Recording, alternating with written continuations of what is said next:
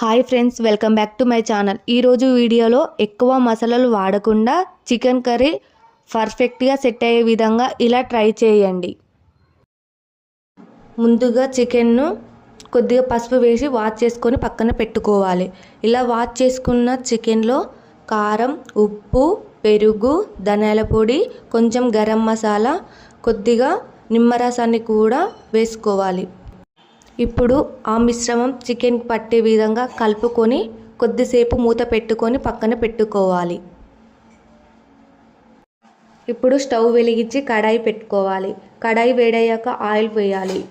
Oil వేడయ్యాక అందులోకి 4-5 లవంగాలు, 2 దాల్చిన చెక్కలు, ఇప్పుడు కట్ చేసుకొని పక్కన పెట్టుకున్న పచ్చిమిర్చి, స్ప్రింగ్ ఆనియన్స్ వేయాలి. అలాగే సన్నగా తరుక్కొని పెట్టుకున్న ఆనియన్స్ ముక్కలను, అలాగే కొద్దిగా మెంతికూర, పుదీనాను కూడా వేయాలి. అవి మగ్గాక కొద్దిగా అల్లం వెల్లుల్లి పేస్టు, పసుపు కూడా వేసి కొద్దిసేపు మగ్గనివ్వాలి. ఇప్పుడు మనం ప్రిపేర్ చేసుకున్న చికెన్ మిశ్రమాన్ని దానిలో వేయాలి. దాన్ని మూత పెట్టి 10 నిమిషాల పాటు ఉడకనివ్వాలి. ఇప్పుడు మూత తీసి చూస్తే గ్రేవీ వస్తుంది. చూడండి ఎలా ఉడికిందో. చికెన్ పర్ఫెక్ట్గా ఉడికింది.